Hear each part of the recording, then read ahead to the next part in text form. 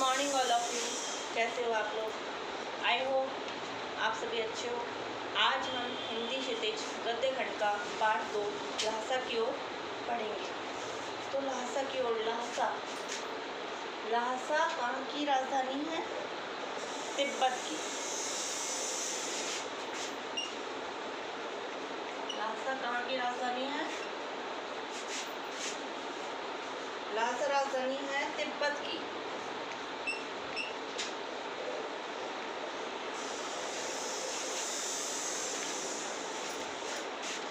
इनके लेखक का नाम है, लहसा की ओर पाठ के लेखक का नाम है राहुल सांस्कृत्यायन। राहुल सांस्कृत्यायन। इनका जन्म कब हुआ था? 1893 में। कहाँ हुआ था? इनका जन्म आजमगढ़ उत्तर प्रदेश में हुआ था। इनका मूल नाम क्या था? इनका मूल नाम केदार पांडे था। इनकी शिक्षा काशी, आगरा, लाहौर में हुई। फिर इन्होंने 1930 में ये कहाँ गए? श्रीलंका गए। श्रीलंका जाकर इन्होंने बौद्ध धर्म को अपना लिया। बौद्ध धर्म अपनाने के बाद इनका नाम तभी से राहुल सांस्कृत्यायन हो गया। राहुल जी कौन कौन सी भाषाओं के जानकार थे? ये पाली, अपभ्रंश, तिब्बती, चीनी, जापानी, रूसी, ये सभी भाषाएं जानते थे। और फिर इसलिए इन्हें महापंडित भी कहते थे। ठीक है। इनका देहांत सन 1963 में हो गया। इनकी प्रसिद्ध रचनाएं हैं, इन्होंने कई उपन्यास लिखे, कहानी लिखी, आत्मकथा लिखी, यात्रा वृत्तांत लिखी, जीवनी लिखी। ठीक है। बहुत सारी रचनाएं, उपन्यास, ये सभी इन्होंने लिखे। और इनकी लिखी गई, इनके द्वारा रचित पुस्तकों की संख्या कितनी है? 150 है। तो कितनी है? पुस्तकों की संख्या है 150।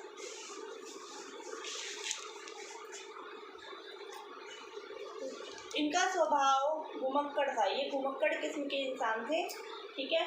और इन्होंने मंजिल के स्थान को, यात्रा को ही इन्होंने मंजिल के स्थान पर, मंजिल पाने की जगह पर या स्थान पर इन्होंने यात्रा को ही अपने घुमक्कड़ का उद्देश्य बताया। ठीक है। और इनके घुमक्कड़ होने से मनोरंजन, ज्ञानवर्धक चीज़ें, अज्ञात स्थान के बारे में, अज्ञात स्थान मतलब जिसका ज्ञान ना हो, अज्ञात मतलब जिसका ज्ञान ना हो, जिसके बारे में हमें पता ना हो, तो उन्होंने, और वहाँ की भाषा, संस्कृति, इन सब का इसमें बताया गया है, वर्णन किया गया है। इनके लिखे गए उपन्यास, यात्रा वृत्तांत, जो भी इन्होंने रचनाएं की है, उसमें इनकी भाषा लिखी गई बहुत सरल होती है। सरल भाषा का इन्होंने उपयोग में लिया है, सरल भाषा को। महापंडित इन्हें बोला जाता था, इसलिए महापंडित राहुल सांस्कृत्यायन को अपनी विद्वानता के लिए नहीं जाना जाता, इन्हें घुमक्कड़ होने के लिए ही जाना जाता है। और इन्होंने एशिया के दुर्गम क्षेत्रों में भी यात्रा की। जो एशिया के बहुत मुश्किल वाले क्षेत्र, दुर्गम क्षेत्र है, वहाँ इन्होंने यात्रा की। और इस पाठ में तिब्बत के एक क्षेत्र की यात्रा का वर्णन किया गया है। तिब्बत का एक क्षेत्र था, ठीक है, जिसकी ल्हासा, जिसकी राजधानी है, वहाँ पर। ठीक है। यात्रा पर लिखे गए लेख को यात्रा वृत्तांत कहते हैं। जैसे मैंने आपको बताया कि जब कोई यात्रा करता है तो उस पर अगर कोई लेख लिख देता है तो उसे हम यात्रा वृत्तांत कहते हैं, यात्रा का वर्णन। ये यात्रा इन्होंने कब की? 1938 में की थी।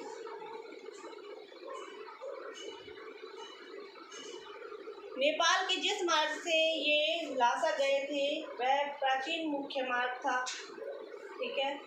और वहाँ से सैनिक भी आते जाते थे, व्यापार भी होता था। और व्यापार में उनके, व्यापार मतलब उद्योग, उन्हें मार्ग में अनेक पुराने अवशेष भी मिले। ठीक है। और यात्रियों को बहुत कष्ट भी झेलना पड़ता था, क्योंकि तिब्बत में यात्री जो यात्रा करते थे उनको कष्ट बहुत झेलना पड़ता था। और उन्हें कुछ अच्छी, इन्होंने जब ये वहाँ गए तो हर इंसान जब भी कोई काम करता है तो वो एक अच्छा और बुरा दोनों एक्सपीरियंस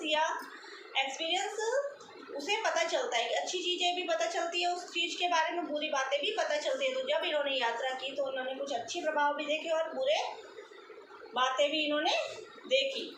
तो अच्छे प्रभाव तो ये थे कि वहाँ जाति पाति, छुआछूत, ठीक है, ऐसी कोई भी प्रथा नहीं थी। और जो अजनबी लोग होते हैं उनके प्रति उन लोगों का व्यवहार बहुत अच्छा था, ठीक है। और इन्होंने बुरे चीज़ें जो देखी वो थी कि जो डांडे होते थे तिब्बत में खतरनाक होते थे। डांडे का मतलब होता है पर्वत श्रेणी, खतरनाक थी। दूर दूर तक कोई बस्ती नहीं होती थी, ठीक है, बिल्कुल सुनसान जगह होती थी। और वहाँ लूटने के नियत से ही निर्जन स्थानों पर, निर्जन स्थान का मतलब होता है जहाँ पर लोग नहीं रहते, तो उन स्थानों पर में खून कर देते थे डाकू, ठीक है।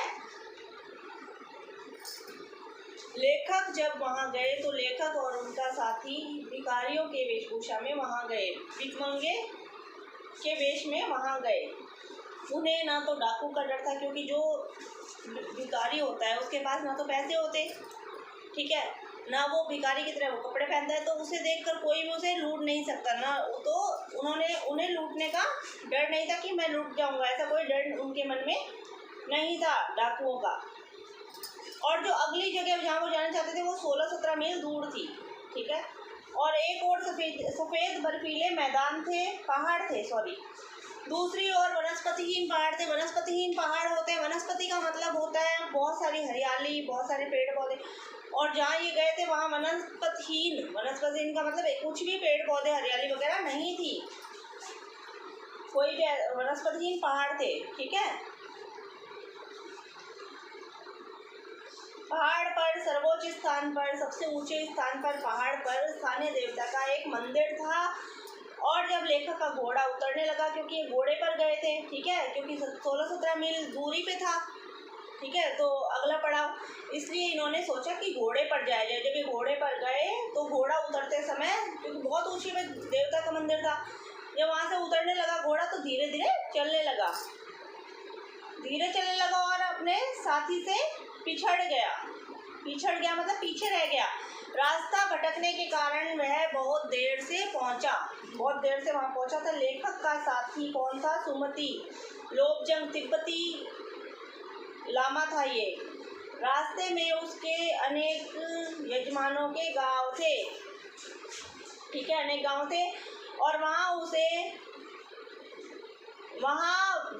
वो उसे भेंट स्वरूप बोध गया से लाए कपड़े और गंडे भी बांटता रहता था। गंडे क्या होते हैं? मंत्र पढ़कर जो कपड़े दिए जाते हैं बेटा, उसे बोलते हैं गंडे। तो वो भी बांटता रहता था। लेखक ने कहा, रास्ते में जिस गांव में ठहरा हो वहां गंडे बांटे, दूर दराज के गांवों में नहीं।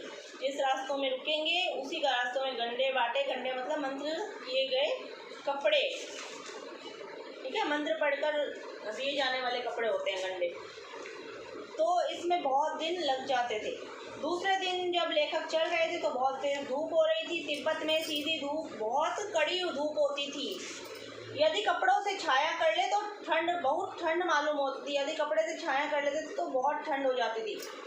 तो शंकर विहार में खेती के मुखिया भिक्षु उनसे प्यार से मिले। खेती के मुखिया भिक्षु थे, उनसे प्यार से मिले। वहाँ एक मंदिर था,